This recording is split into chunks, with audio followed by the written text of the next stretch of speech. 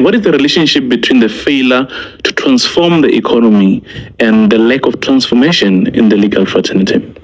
Well, a very good point you make is that because once you don't control the economy as a people, those who continue, the minority that controls it, will control how money is distributed in the country, in every field, in the media, in law, in engineering. So even in law, the money that will go to black legal practitioners in the scheme of things from the private sector is minuscule.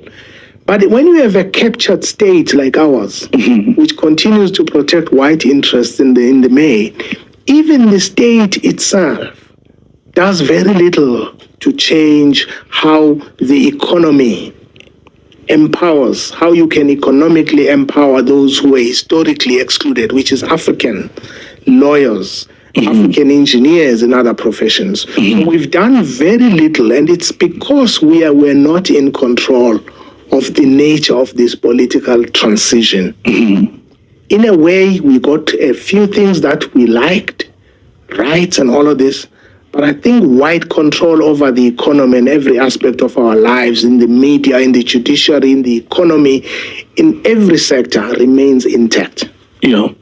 And how is the state captured? You talked about state capture. All states are captured.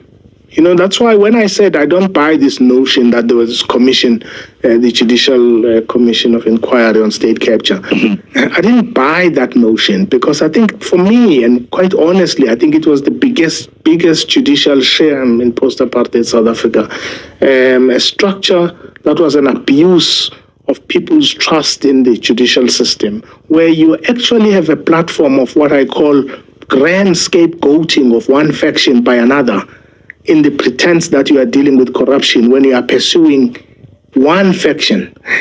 and so all states are captured, by the way. There's nothing new about the fact that a state is captured by a particular group. It's whether that group wants to do good for the people is another matter. But what happens in states is that it gets captured by tiny minorities that want to perpetuate exclusion of the majority. If a state is captured by its people to serve them, to liberate them, that capture of the state to pursue the good of the people is not bad state capture.